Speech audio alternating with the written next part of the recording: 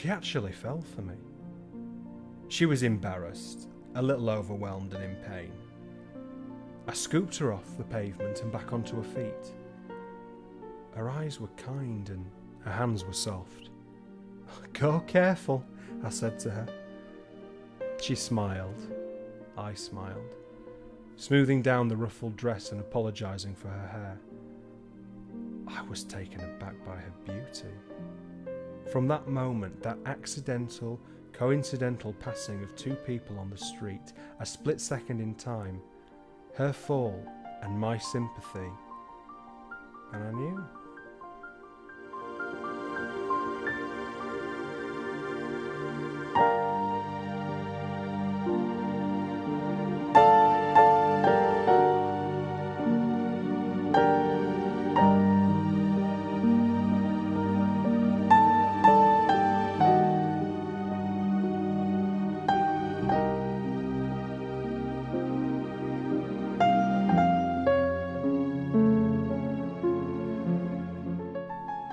Looking at her brown, auburn, curled hair around her beautiful face, her skin so milky, pale and pure, I fell for her. The year was 1949, and we were 16, young, carefree and about to fall in love. "Oh, hello, I'm Peter," I nervously stuttered. "Hello, I'm Audrey." Audrey, such a beautiful name for such a gentle lady. Her legs were in pieces and she was shaking from the fall. I was shaking for another reason. Knowing my mother wouldn't approve, I took her into the house anyway to bandage her legs. I wanted to protect her, show her love and affection. I could not help but be overwhelmed with her kindness. And we never looked back. Not a day went by and I didn't think of her. We would ride on bikes a lot, through the grass and into town. The air was always so fresh and the flowers looked brighter when she was around. I felt free, happy. She was my home. I loved the way she couldn't keep up and I'd have to push her along. Oh, we went far some days though, poor Audrykins. Once a week we would go to the Majestic, to watch a picture. 9p a ticket it would cost us. Oh, and you could get a box of milk trays for a bob. We saw an awful lot of each other. We went to the same tech school, you see. From the moment we met, there wasn't a day we didn't speak. Weeks of quiet conversations talking about nothing and everything just went by. Every day we were falling more and more in love. I knew she was nervous about meeting me. Silly thing. Always playing with her hair, making sure she looked good. She looked beautiful.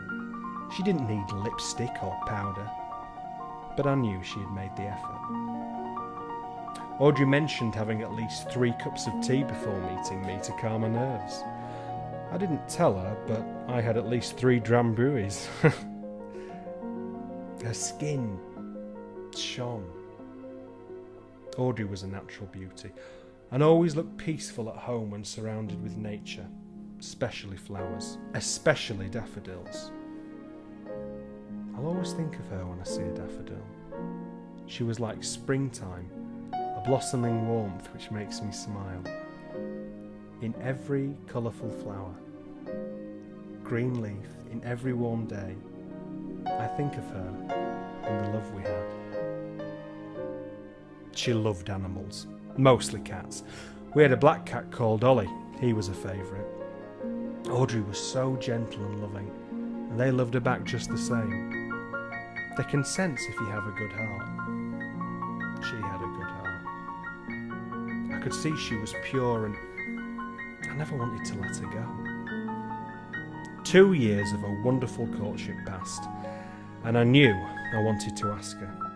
Well, I knew from the first day we met that I had to hold on to this feeling for the rest of my life. I asked. She said yes.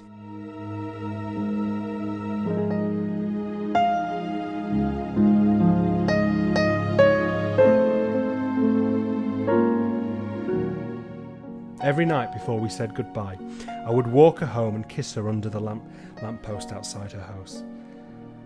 I will never forget the way she looked in the moonlight. This became our little ritual for the next 2 years. The night before the wedding, I was especially nervous. It was about 10 p.m. and we had to say goodnight. We kissed, again in our favourite place. But a man called her in and said, "Are you coming in? You do know you're getting married tomorrow." And the next time I saw her, she was walking down the aisle, dressed in green.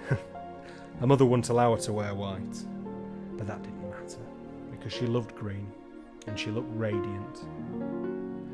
We stopped for some photographs, and then we hopped on a train to Blackpool for our honeymoon. That's how I remember her. Those were some of our happiest days. We saw 15 shows in 7 days. She loved to be entertained. The Beverley Sisters was the first show we saw on the pier, and we used to get seats for 7 and 6pence. There was a lovely park, Stanningley Park it was called. We would walk and chat, had picnics on the beach. There's a beach in Blackpool, you see. There were some fairground rides, and Audrey and I went on the Big Dipper. Never again. But it didn't go without its ups and downs, of course. I finished college on a Friday and we were married on the Sunday, and the week after I was in the army. Yes, time flew. Before we knew it, we had 3 children and 6 grandchildren, 3 great-grandchildren, 8 cats, 2 chow-chows, 1 tortoise, countless cups of tea, bunches of flowers, and precious memories which we'll always have. 60 years of love and friendship have led us here. She'll always be in my memory, as being happy and free. I'll always think of her when I see a daffodil. She was like springtime, a blossoming warmth which makes me smile. In every colourful flower, green leaf, in every warm day, I think of her and the love we had.